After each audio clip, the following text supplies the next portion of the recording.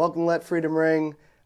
Big shout out to the New England Free Jacks. Again, another big win. Beat New York again this weekend.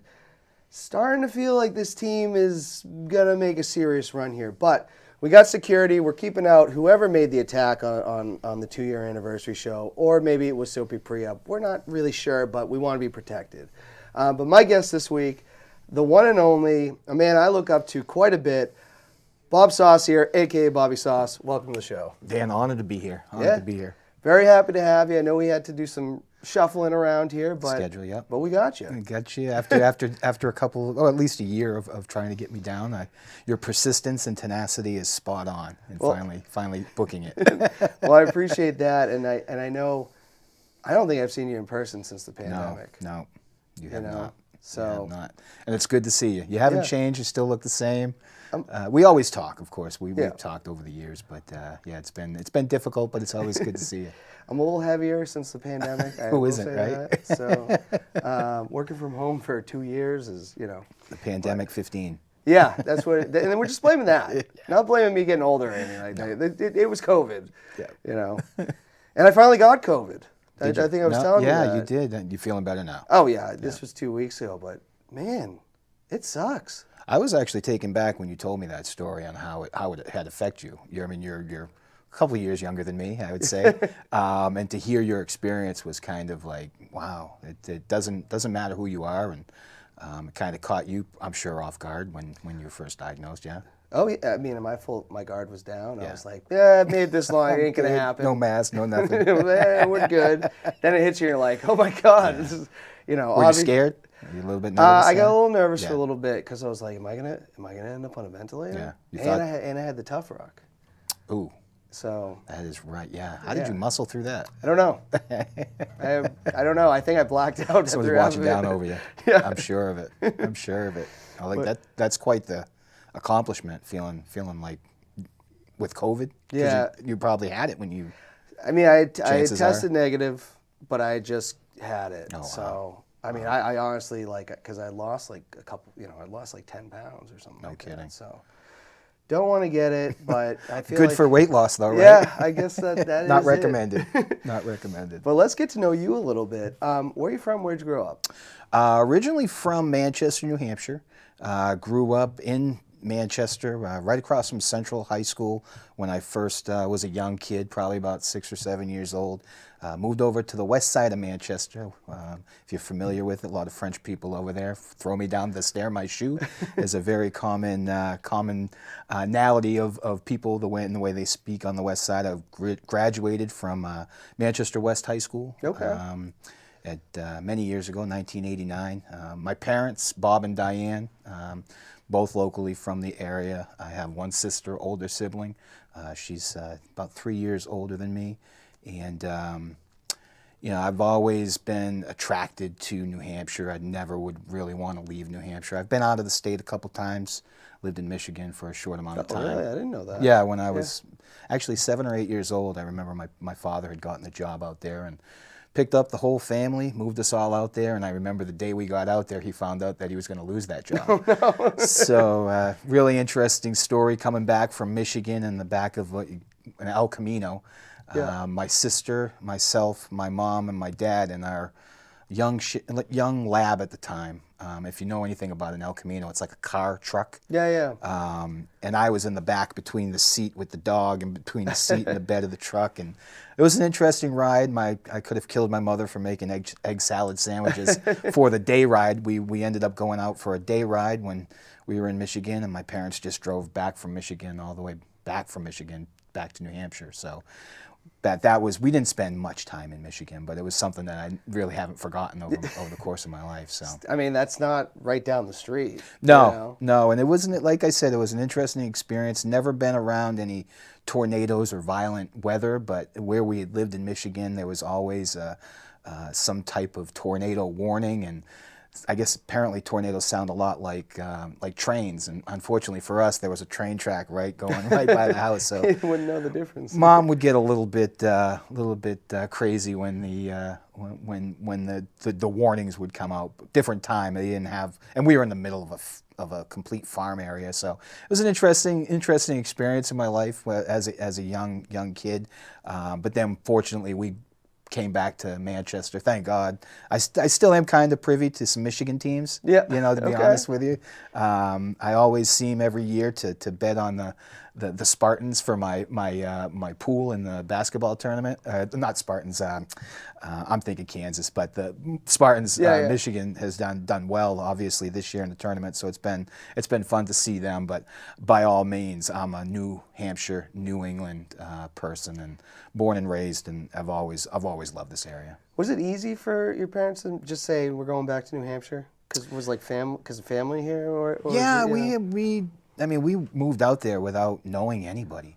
Yeah. It was a really uncertainty. My father had taken a job, and of course my mom and dad and my sister and I were all going to go where he, not much of a choice. No, not much of a choice at all, to be honest with you. But it was again a decision they made, and I'm glad that they did that, because we learned that we love New Hampshire, and we really have. I haven't left residency in New Hampshire ever since that short experience. So yeah, I always appreciated the area. I could never leave. Like knowing the mountains are there, knowing the beach is there. Like, when I hear people say like, "Oh, it's so boring here," I go, "Then you're not living it right." Yeah, because so much to do. There's a lot to do. So much to do. You've got the mountains, you've got the lakes, you've got the beaches, you've got Boston big city. Right Got, great sports town if you love sports, any sport. Really, if you look at the mecca of sports and like people in the area we support all of our Boston teams. I wish we had a New Hampshire team, but I don't think people would support it as well. We count the Fisher Cats. I know baseball. Yeah, absolutely. There is a lot of baseball teams in New Hampshire that are like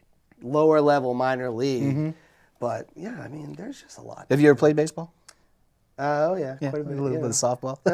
Well, I know you play a lot of softball, but you've started out playing baseball. Baseball was my first love. Okay, I will say that. Yeah. But yeah, we got a lot. We got a lot going on. Now, what's 3 things that everybody should know about you? I think 3 things that if you want to know about me is I have a faith, hope, and love. To be honest with you, I have a strong faith. I have very close in my mind to God. I think He guides me, and I look and I thank Him each day. I have hope, because without hope, really nothing is. We always have to have hope. We can always be pessimistic and about life and daily, everything. There's so much that drags us down living. I know, as being a 51-year-old man now, I've had some challenges, and I've had to work through those challenges, not only for myself, but with helping other people. And then the last would be love. I try to lead with love. I know I'm not perfect, and I think the most you're going to get out of me is at least hopefully a caring individual where you know where I stand. I'm passionate. I'm very competitive, but I'm also respectful. I'm humble, and I know that we all have a path, just like being here today. This is part of my life and part of your life. We've been drawn together as friends over the last many years. I've enjoyed that, and I think we're all, in my mind, interconnected, where there's a commonality and a common bond that I'm here for a reason. And what that reason is, I haven't figured out. I know I'm not at the end of the road as of yet. Still got a lot of work to be done. But I try to lead a life that is, faithful, hopeful, and of course, loving, to those that I try to spend time with, family and friends. Well, I agree with all that, and I would say, again, none of us know why we're here, but I will say your positivity is always something that I appreciate. Thank you. And sometimes you're also one of the best people to vent to, where I'm like, man, I just complained to Bob quite a bit, and he didn't even blink. It is one of the things that I've noticed, fortunately, over my life, and throughout my professional career in sales, and just through relationships. Trust is a big factor. And if you can trust somebody to where they'll open up their deepest, darkest secrets, I have those, and I'll carry those from other people to my grave because there's a level of trust. And if there's anything that I want to be in my life, it's an honorable man. It's a man that is willing to sit down, listen to you, and hopefully I'm going to come off with caring, because that's what I really want to do. I mean, we can all go around. Of course, there's so much hate and hurt around the world, but we're all going to be hated. We're all going to be hurt. It's how you 90% of your attitude is up to you and how you react to things. So I've always tried to keep a good attitude, and hearing that from you, that's a compliment, because I think a lot of people have found themselves trusting in me. I'm very grateful for that, because to me, it's been a unique skill that has allowed me to develop a lot of good relationships throughout, not only my family, but friends. I'm not perfect, don't get me wrong. I mean, you can ask my wife. We have some, just like every relationship that you have in your life, we all have challenges. And there's going to be some words spoken that maybe you shouldn't have said, that I know I shouldn't have said. And the same is truthful for that other person. Sometimes there's pain that, in any relationship, you say something, and, oh, I wish I wouldn't have said that. I was like, oh, I was feeling that in that 1 second. Yeah. Now. Yeah. So I think being willing to, when I have found myself in those moments, being willing to stand up and say I'm sorry. Yeah. Because I think that's very important. Being willing to say, hey, I made a mistake, or I'm sorry, are hard things to do, I think, in life. But I try to look for those moments when I am wrong to say them, because I think inside that actually makes me a better person. And that's personally, maybe that's a little selfish, but. No, but I think that's a great point. I mean, a lot of times it is hard to admit when you're wrong, for anybody. Anybody. And the more that people can do that, like, there's progress to be made there. Yeah. But sticking with the theme of the show, which is Let Freedom Ring. This is a loaded question. A lot of people, they tell me, they go, I really had to think about this one. Yeah. But what does it mean to you to be an American? American. It's probably one of the most things that we all take for granted. American it's special. As an American, of course, I'm going to say America's number one. We're not always number one in everything that we do.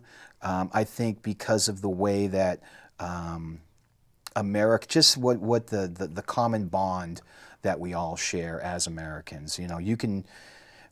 We're going to battle internally, but if somebody does mess with us outside, like over the past couple of years, I noticed it's been a very volatile. Little volatile is to be nice. But I think in most cases, we all have to see the point of views from others.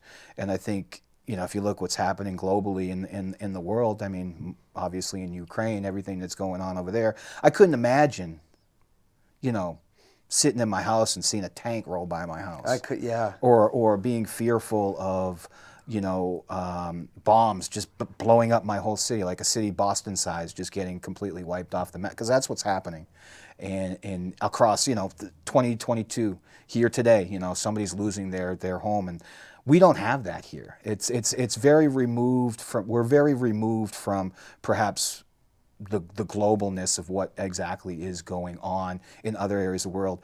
And we're very lucky, right? I mean, we don't have, Canada's a good neighbor, Mexico's a good neighbor. I mean, I know they keep trying to get into the country because we're a great country, and that's why I think we're drawn, where people look to us and, across the globe, and they're like, wow, it's probably nice to be in Australia. I've never been there. I'm sure it's nice to be in Europe, but as an American, there's a certain pride there. We're young. We're the young country on the block, right? True. I mean, a little over 240, 200, Yeah, whatever the math is. I try to remember the Marine. 1776. Yeah, don't test me. Yeah. But being an American it's a sense of pride, but we also have to be willing to understand each other's perspective a lot more than the way we go about it now. To be honest with you, I think we have a hard time with it. I don't think social media has helped. No. I don't think talking to people through text messages helps. when we have sit-down conversations, they're usually better than yelling at somebody on the internet. Yeah. You know? So totally get that. That's a great answer. You know, I keep bringing up this example. A couple weeks, about a month ago, maybe a month and a half, I did a show with my buddy Vinny. He's in Hong Kong. Okay. He had to be careful what he said on the show. Yeah. Like he actually had to think about, like, if I say the wrong thing, Somebody's watching. They're coming for me. Right. You know, we don't live like that. Obviously, again. You don't do that, right? You don't. Most people around here don't. You know, you got to be careful sometimes.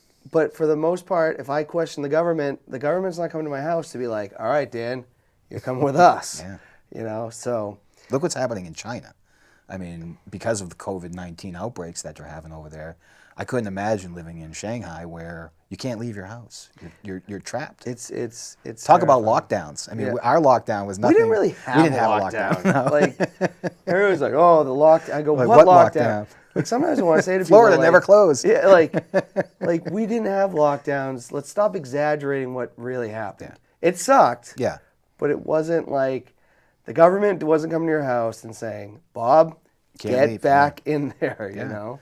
That's what's happening in China. Yeah. So when you say, you know, American, like, I'm glad I live here. I'm blessed to live here. But do I really know what freedom, like, you know, I don't really understand the importance of freedom because I've never not had freedom. Yeah. Right? I mean, to be in those situations where you know, like, I've never been to jail. I've never been incarcerated, thank God. I mean, who knows, you know, leaving here today, you know, could be pulled over. But I've never had, other than being in the Marines, you know, that was a little bit of a lockdown situation. But I couldn't imagine, like, not having a basic freedom.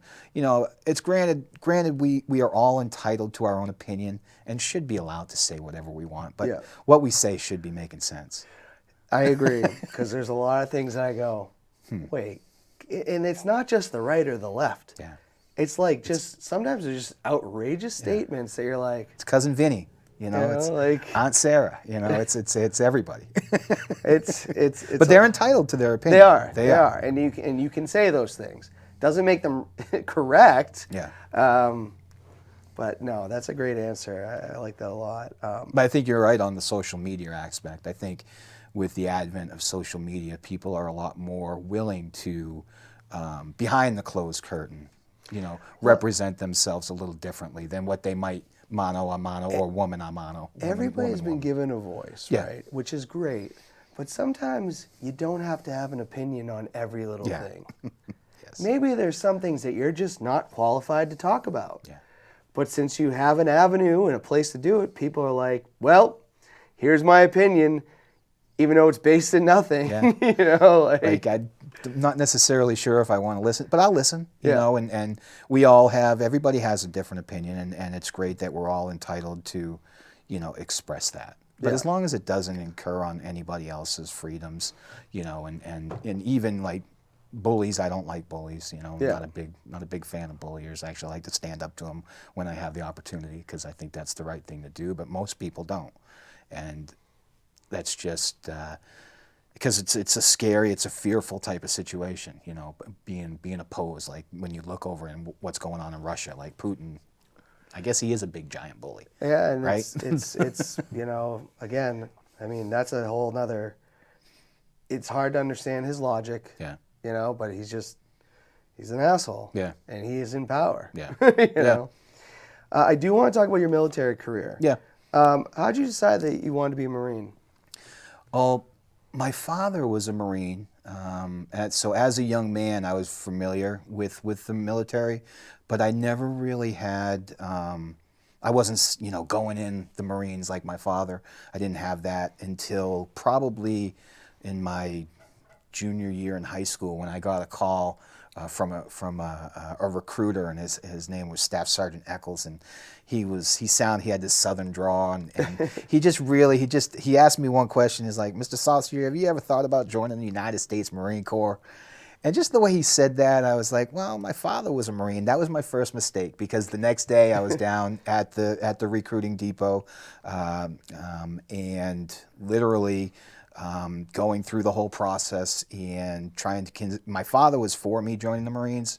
My mother not so much. And And my mother was even more angry when I actually got activated for Desert Storm. Yeah. Because of the fact that, I remember she kept on blaming my father that I was, going over there because of him, because he said I should go. But it was probably joining the Marines is the best thing, personally, most proudest, other than family, the most proudest thing that I've accomplished in my life. And that just makes so much sense, because anybody who has gone and stood on those little yellow footprints that you see in Paris Island, and when you graduate after 13 weeks of literally transformation of everything that you thought you were to what they have developed you is just really amazing. I lost 30 pounds, came out at the best shape of my life, doing pull-ups, sit-ups, and what else did we do? Push-ups, obviously, but just a lot of demand. I was into physical activity, but I didn't really like to run, which didn't really make much sense. I still don't get how people like that. Yeah. I mean, they asked, initially you had to run like 1.5 miles, and then, by the end of boot camp, you were running, 6 to 12 miles, for morning PT, which, to see yourself develop, like I say, over the span of a 3-month time period, growing into, a young man. And it was really cool. Boot camp was really one of the most organized, and I would call it really fun type experiences in my life. When I say fun, I mean the worst part was probably some mental anguish. Yeah. The games that they would play, they were very creative in the hazing games. But I think those hazing things really taught us different techniques and different things that they instilled playing those games. And I still fondly recall many of the moments in the squad bay with 40, 50 other guys, and all in unison, throwing our guns around during doing the drills with our weapons. That was pretty cool.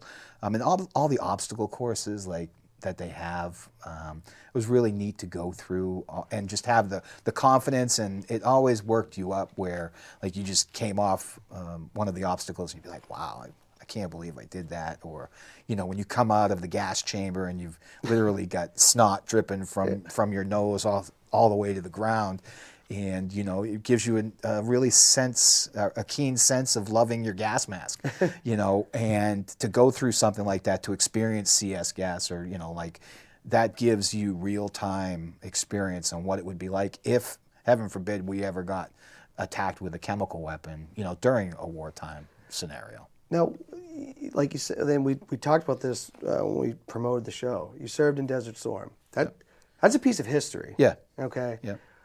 You're a young kid. What's going through your mind when you're like, okay, I'm being sent to Iraq? Yeah. What are you thinking when that's happened? Yeah, 19 years old. I was 19 when I was activated. I didn't have a family. Fortunately, I didn't have a wife and no children, so it was easy for me to just pack up everything, or at least everything I needed, and go. There was a lot of fear, uncertainty at the time.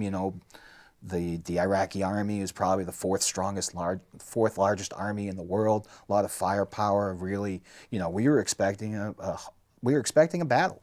And, to be honest with you, do you think you're not going to... I always thought I was going to make it out. For some reason, I just always thought... I didn't really think that nothing was ever going to happen to me. Maybe that was naiveness. But it was something where I looked around at the guys I was with, and there was no way that nothing was going to stop us. I mean, the unit I went with, we were a reserve unit, Bravo, 1st Battalion, 25th Marines, right out of Manchester, New Hampshire. Actually, at the time, right across the street from the Reserve Center over by West High School. And, 125 guys in that unit. We were a weapons platoon, so heavy guns like machine guns. I carried a rocket launcher, mortars, 41 millimeter mortars, 81 millimeter mortars. Some of the greatest experiences is just firing some of those weapons.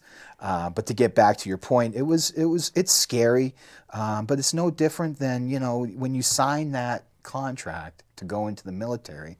There's a chance. You know, at the time when I signed up, to be honest with you, there was nothing going. They were tearing down the Berlin Wall, you know, and in the 1990s, you know, like end of 89, early 90, nothing was going on until Saddam Hussein took over Kuwait. And then I got the call saying, you know, Bob Saucier, pack your, you know, proverbial shit and let's go. We're going.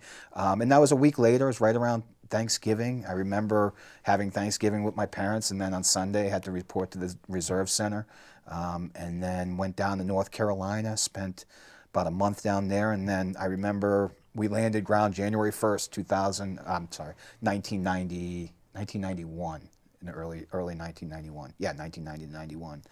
And just again, a great experience in regards to something that I'll never forget. Literally, I describe it as, I mean, what Saddam Hussein did over there with all of the destruction, not only trying to take over Kuwait, but just the environmental damage of blowing up all the oil fires. It was literally, you know, when I describe it, like hell on earth, until this most recent stuff going on in Ukraine. That's what I kind of pictured hell on earth to be like, because you would just look off in the horizon and you could literally count like 150 individual oil fires that he had just, you know, picture like a gas station around here on fire. Yeah, oh my God. Bursting with oil going up 150 feet in the air. That's, you know, they look like small little specks on the horizon, but they were all massive, 150 feet into the air just on fire. So, and then the environmental damage with the oil. There was just a lot of stuff that, you know, that you see that you don't necessarily, when you're in that environment, you don't. It's not like I want an appreciation for any of that experience, but it's nostalgic to kind of draw upon. It seems like a different time in my life that it's surreal, like I wasn't really there. It's a part of history. Yeah, I mean, like, you know, like I said, like it is. It is. You know? Yeah, I'm in the history books, and we did that war right, to be honest with you. And we had a coalition force of 500,000. You know, we went in there with a plan. Colin Powell had a wonderful plan designed to just, you know, when you talk about shock and awe, I mean, that the Gulf War really helped a lot with developing some weapons that advanced, obviously, into today's day and age. GPS, you know, as a variance, was used in Desert Storm to track unit locations. So when you think about, when you're driving in your car and you think about GPS, you know, a lot of that technology. It was happening then. It just didn't have it on the larger scale. Correct. Now, you know, like you said, you're from, you know, your boy out of New Hampshire. Yeah. Now you're not just with New Hampshire people, like, right, or is it like? No, I'm glad you brought that up, because one of the things about a reserve unit, different from being like an active duty fleet force, we're all from the New England area. Yeah. All right. Okay. See, I didn't know that. Yeah. Because we're all, I mean, all from New England. I mean, some from New York. Okay. But Bravo Company is based up in New England. Our unit was typically a cold weather unit. So we would train, and during our reserve weekends, we'd train up at, like, climb Mount Washington one year. We'd go out to Clough State Park and do some, you know, we'd do a lot of mountain climbing, which I kind of found it ironic that they would take a cold weather unit and put us smack dab in the middle of the desert, you know. But, you know, that's at the time they really tested our unit, and I think a reliance on reserves at the time, because they did activate a lot of reserve units, I think, to make sure that the readiness within those forces were ready. I mean, like I said, in 1989, I had no envisions of going to war. And then in 1991, I found myself in the middle of the desert looking around, digging a hole, seeing camels, you know, and just everything. Like, it's got to be a little bit like you going from New Hampshire to the Middle East like that. Yeah.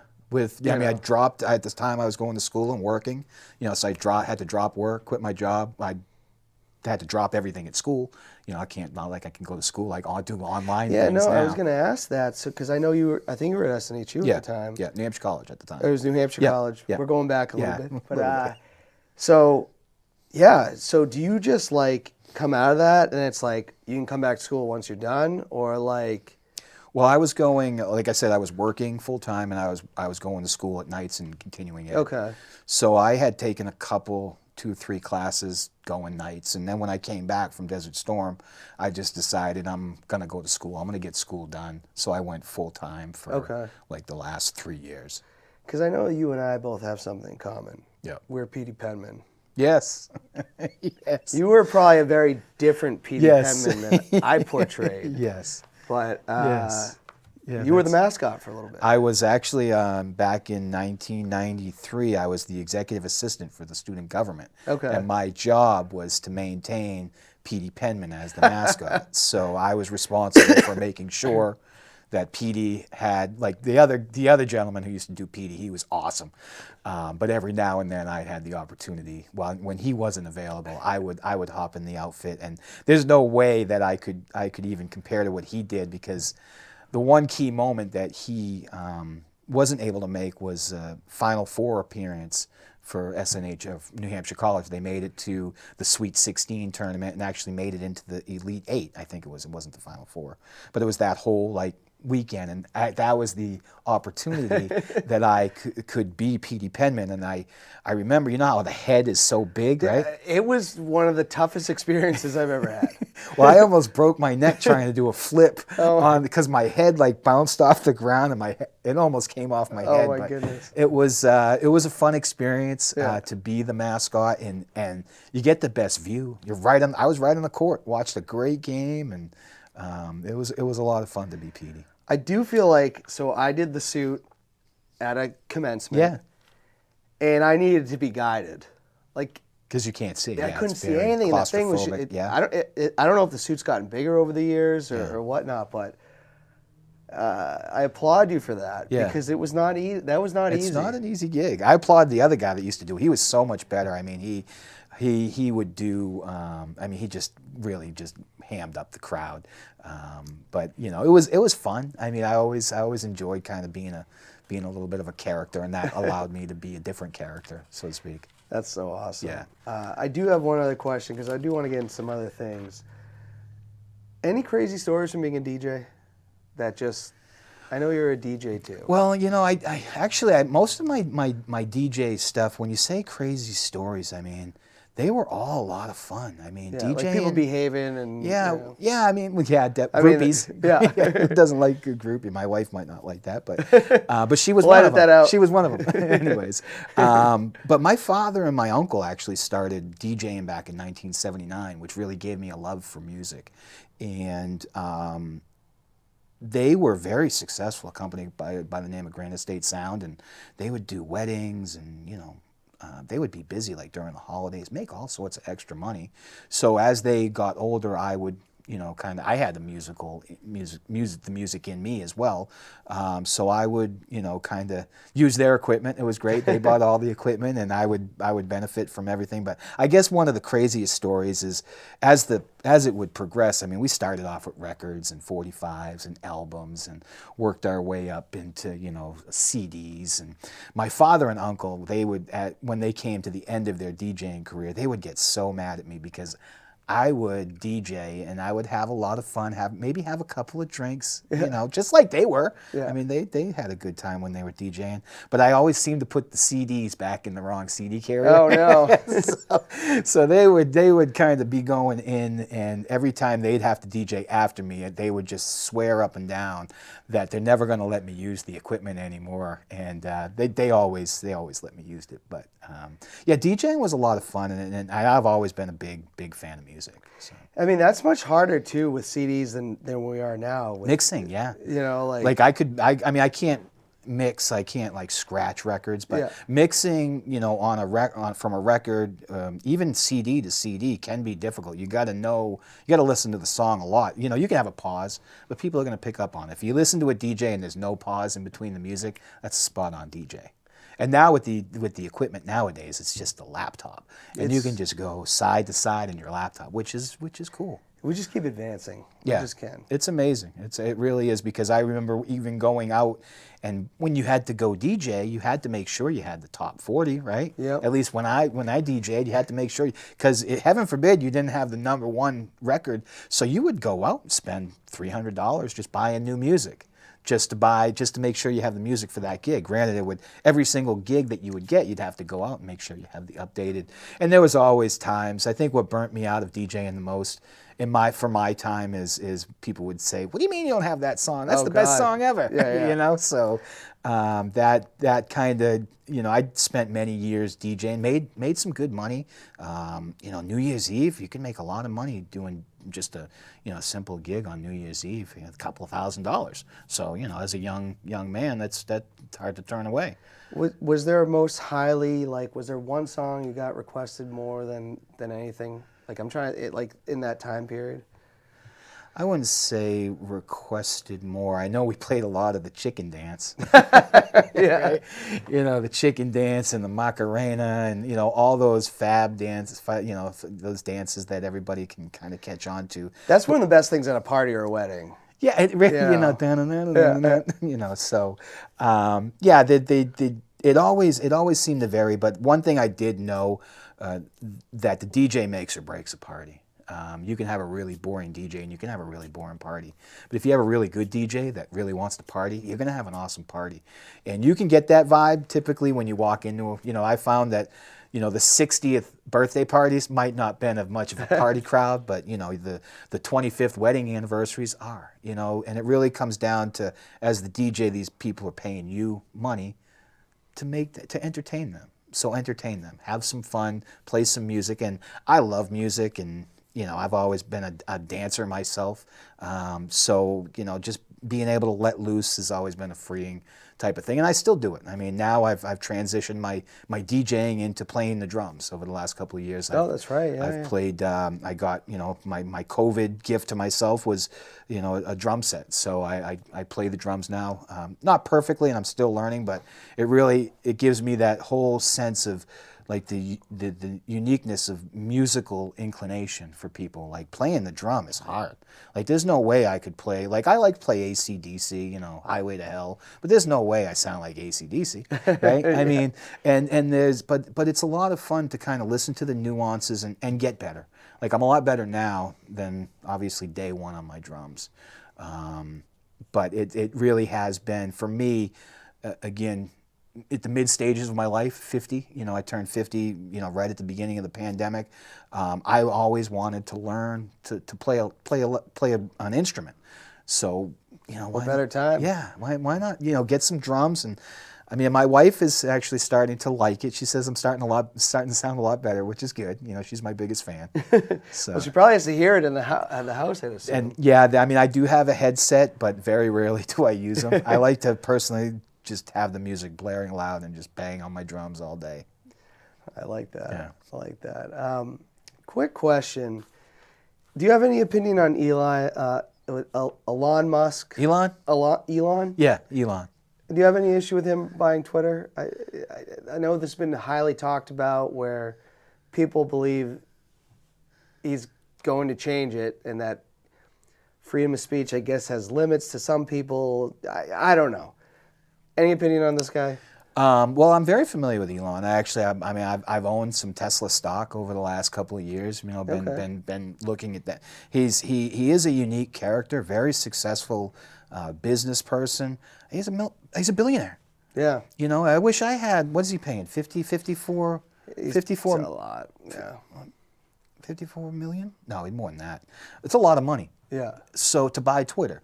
Now, people are going to say what they want about his ownership. I mean, hopefully when he does buy it, is he going to make it better? How is he going to make it better? What's he going to do to make it better? Is that going to make it better? Like, I mean, I don't know. I mean, people are judging Elon, like, because of the way maybe he is, because he's an intrinsic person. You know, he's unique, but he's a billionaire.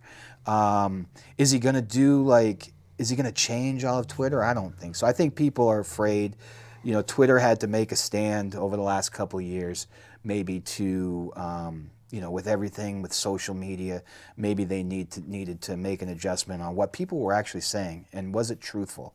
And I think if people can't handle a little disclaimer, you know, this may not be truthful, I mean, it's no big deal. I mean, I think people should be informed. I mean, if you're only taking one point of view, if you're only listening to Twitter to get your news, Yeah. There's a problem with that. The thing is, like, I posted on Facebook. I'm like, does anybody actually use Twitter? Like, I've never been that into it.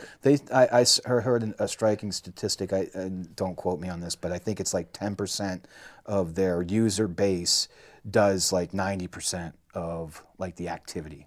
Okay. So they're top users who, and it's just it's tweeting, it's retweeting.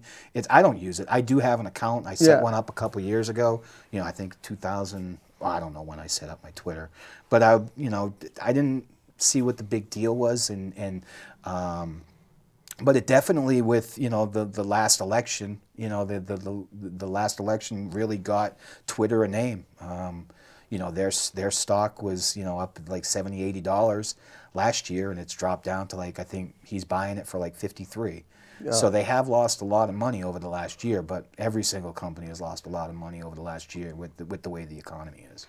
No, that's true, and honestly, I just I set up like a wrestling account years ago. Yep. I just couldn't. I don't know. I like Facebook. That was the first thing I ever had. Yeah.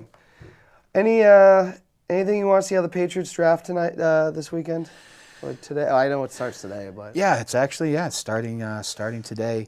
As far as the Patriots, I'm in Bill I trust, I guess, right? I mean, that's how I feel. He's been making, he's been driving the decisions for this team for the last 20 years.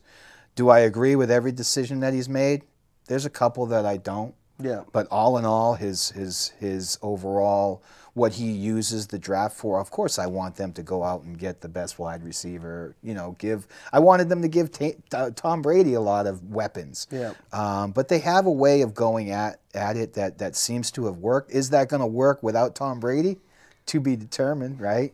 I mean, I never liked seeing Tom go. I think that was the beginning of all of COVID. Tom Brady said he was leaving New England, then COVID broke out. Well, and we were no, all... he did it 2 days. Was it 2 days after? It was, hey, New England, you can't celebrate St. Patrick's Day. And I think that was the day that he was like, oh, yeah, peace. Yeah. I applaud Tom for continuing to play, but at this point, there's no wrong answer on this. He's doing something we've never seen before. Oh, think about that. He's what, 40? He's going to be... He's like 45 almost, yeah. Playing professional football. And I'm glad he's coming back. I got my fantasy quarterback coming back. I'm going to be honest. When he said he was retiring, I go, yeah, we'll see. We should have put money on it. And it only took a month. Yeah. It took a month for him to be around his family to be like, yeah, I don't want this. Yeah. Yeah, I don't want this. This family life's overrated. I do want to get into top 5 pop culture, and I do want to get in blank versus blank. So I do want to know, as a music guy, who's your top 5 musical artists?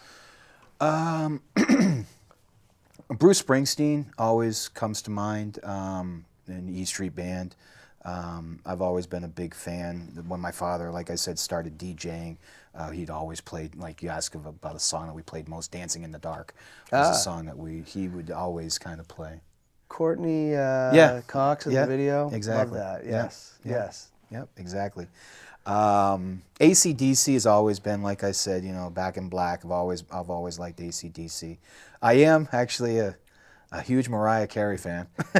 Okay, that makes 2 of us. All right, I good. think she's the queen. Yep. I actually went to one of her concerts. She came to the Verizon Center one time, and it was a great concert. I loved it.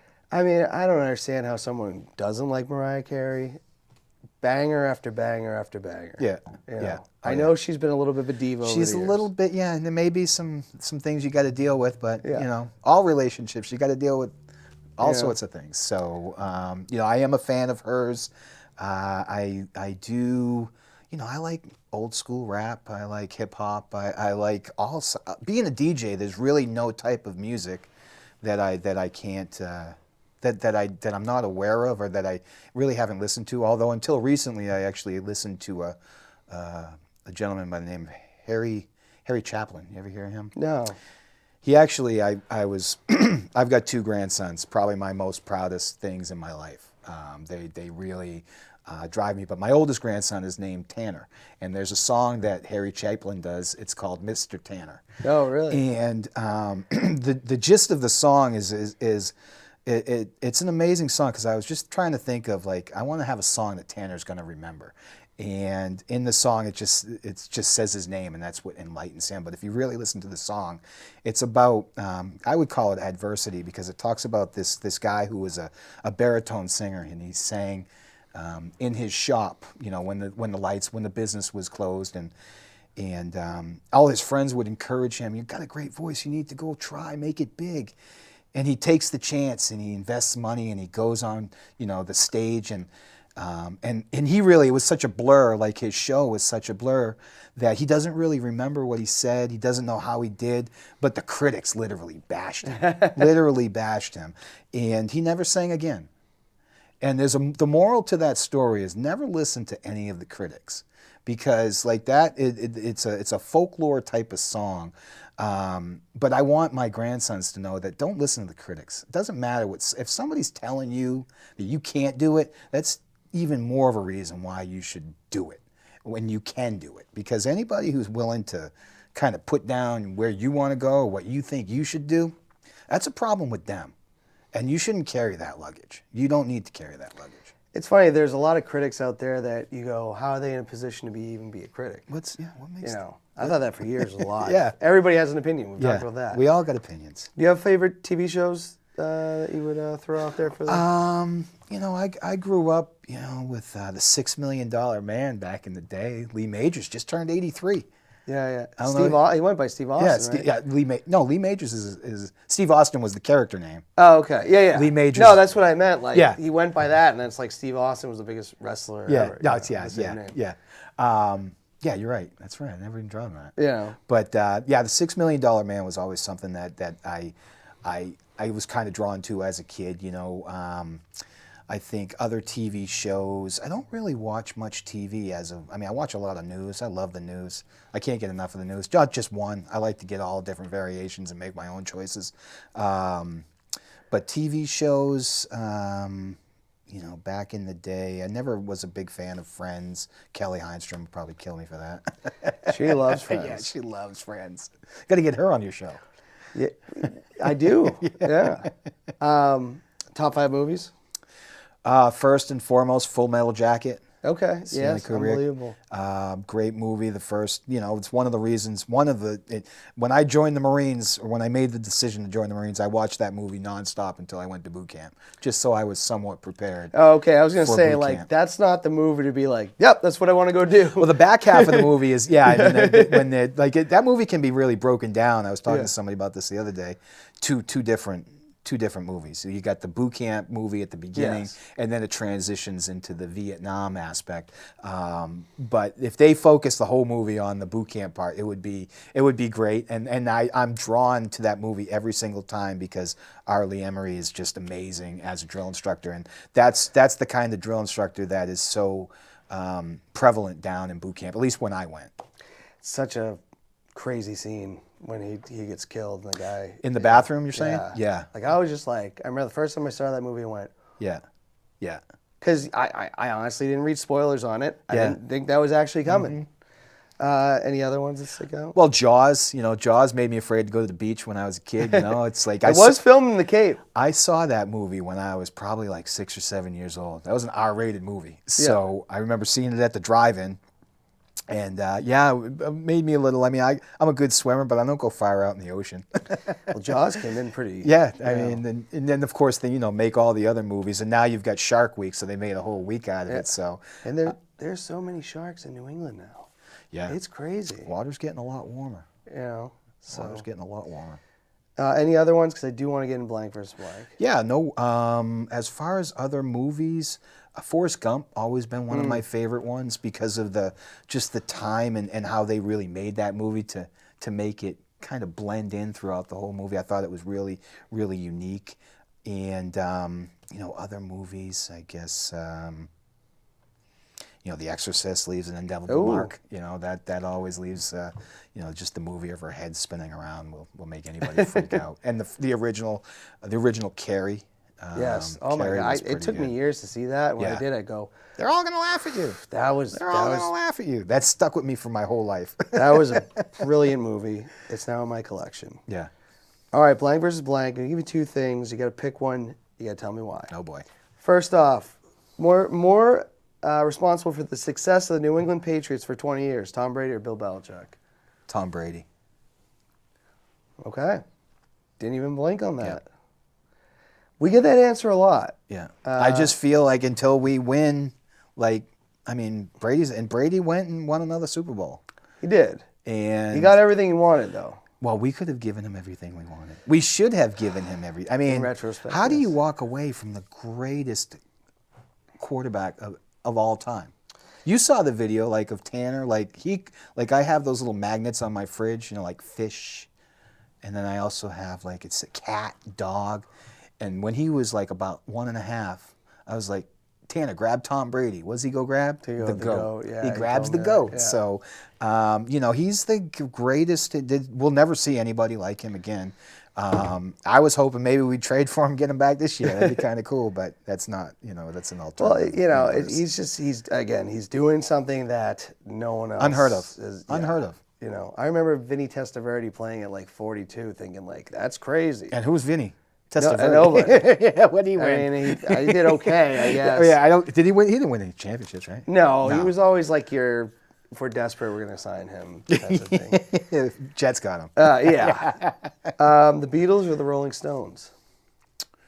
Ooh, that's a good one. I would say probably Rolling Stones. Okay. Yeah, I'd say the Rolling Stones. I'm not a big. I like the Beatles, but I would say the Rolling Stones more up my alley. Okay. Hulk Hogan or The Rock? Ooh, my wife will kill me if I don't say The Rock. But I got to go with Hulk Hogan. My wife loves The Rock, so it's funny that you embedded that into this. So I'm going to go with Hulk Hogan because I'm jealous of The Rock. My wife is actually, she would leave me for him. She really, he's her, leave me without, nothing, I will say The Rock did a bigger acting career, but I still say this, even Stone Cold, as much as Hulk Hogan's not a great guy. Yep. He's the biggest icon in wrestling ever. Yeah. Yeah, he's not perfect, right? No. That's what people mostly are recalling, but he knew how to entertain. When I was 13 years old, watching him, on Saturday afternoon and right after Creature Double, or right before Creature Double feature, watching wrestling in the WWF at the time, of course. There was nothing like seeing the old school guys, Andre the Giant, and all of the, about wrestling. You could put me to school on wrestling. So, but yeah, I think Hulk Hogan is, his career in the latter part of his, like everybody else, we all get old and we carry our luggage. And he's done a lot of bad things recently. Yeah. I don't think we can't, I hate when people rewrite history and be like, well, because he did these things, he's not the. I go, well, they're not really the same thing. If he was running for president, I'd choose The Rock. Yeah, yeah. With that being said, what season do you prefer, summer or fall? I like the summer. I do a 4th of July party every year. So I have to get to this party. Yeah, you do. You got to really come this year. And an open invite, please. Definitely show up. 4th of July is really my. I've been doing a 4th of July party for many, many years. Even when not just at this house, but when I was younger, my lighting off fireworks is kind of really fun for me. Yeah. I have a little problem where sometimes I do light other stuff on fire. So fortunately, I got some friends that are firefighters that come to the party too. Yeah. So they help me put out maybe small fires. No big deal. But I love the 4th of July. Summer would be my choice. If you go and keep watching one for the rest of your life and one goes away, would you rather watch the Patriots or the Red Sox? Patriots. Yeah, Patriots. As much as I love Boston, as much as I love the Red Sox, I think I'm more of a football person. I played baseball throughout my whole life too, or young life, and older. I played softball, so. But I'm more drawn to football. Although that's probably the toughest. That's a tough one. If you asked me this a couple of years ago, I'd say no issue. It's the Red Sox, but Really, you would choose the Red Sox? Because they meant it was so exciting much, in 2004, man. It was. They meant when a they lot. didn't win anything and then they won. I think that's what we, as a person who grew up in the 70s, 80s, and 90s, a lot of losing. A lot of, not. I mean, the Patriots never won, and the Patriots weren't always, I just think there's something to be said about, for me now, with the Patriots just being once a week. Yeah. If you call me and say, Dan, I got Patriots tickets, I'm going, yeah, let's go. Yeah. If you hit me up and you say, I got Red Sox tickets, I got to think about it. Yeah. Okay. Really? There's just, I don't know. Yeah. I don't know what it is. I don't know if it's the Is ones. it maybe going Foxborough is better to get into than Boston? I mean, there's something to say about tailgating. You can't tailgate in Boston. Can't tailgate in Boston. Well, it's all. I mean, walking down the street's a giant tailgate. Just going. I mean, from I've bar seen to people bar. ripping nips in the parking lot, and but yeah, I would pick the Patriots. I love being there for those games. Yeah, I really do. Totally agree. One more real quick, and then I have the hardest one: Prince or Michael Jackson? Ooh, the king of pop versus Prince. I can play better. Well, I can play actually on the drums. I've been playing Prince, Purple Rain. So Prince, I can play. It's a nice slow song, easy four beats essentially. But I also been playing Michael Jackson's "Beat It." So that's a lot faster, more difficult to play. I mean, the king of pop, Michael Jackson's. I mean, his. Oh boy, that's a tough one. I'd go with Michael Jackson. I'll go with Michael. That's one of the hardest ones for me. It is. It's very difficult. And sometimes, again, it's icons. And when you talk about Michael Jackson, it's another thing where you're like, and well, they're gone. He might have. Yeah, they're both gone. And they're gone. Think about like how lucky we were, like to like they made some great music. They really did. They were two of the best ever. Toughest one in blank versus blank. Kelly Highstrom or Jesse Martineau? Oh, Kelly would kill me if I chose Jesse. Kelly. Well, that's simple enough. Yeah. No, I love both of them. Yeah. I love Jesse. I'm glad he's doing what he's doing, and he's a good guy. I mean, I'm bold. I'm very proud that he took that step to go and learn about his, go up to Canada and do that whole sabbatical for 6 months. Learn to speak another language. That's so cool. To be immersed in the culture like that. And I know he really enjoyed it. It's his birthday today, too. Is it? So shout out to Jesse. Jesse, happy birthday. No, both great people. We like to give you the toughest one at the end there. Yeah. Obviously, we're not making you really choose between I thought you were going to ask me Liz or Kelly. Yeah, Liz was a possibility. Both my work wives. She pieced out. Yeah, she's still with us, but she's just South Carolina now. Yeah. Well, she actually sent me a nice little Liz, thank you for the shot glass. If she's watching this, if she sees it, I should see her because Gary, his sister's marrying my college roommate. Oh no, that's right. Yeah, they had that connection. So I will be at that wedding. Wonderful. And Scott was on the show not too long ago, but we're almost out of time. So Bob, this has been awesome. Before you, one quick second. I know this is actually your trophy for fantasy football for a couple years in my league. 7th place, baby. In my league, everybody gets a trophy, and I wanted to give you this as a token for my gratitude.